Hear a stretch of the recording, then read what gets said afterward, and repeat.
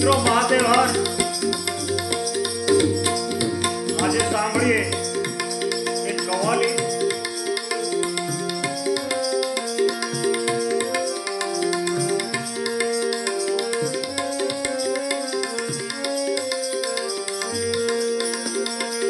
आकर के मेरी कर्म पर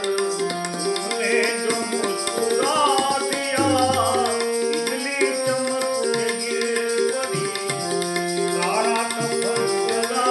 दिया आकर के मेरी कर्म पर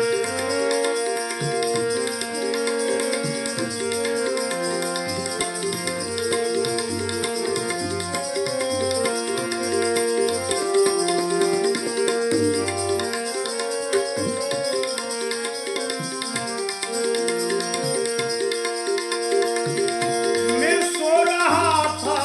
चैन से वो देख फनोजार में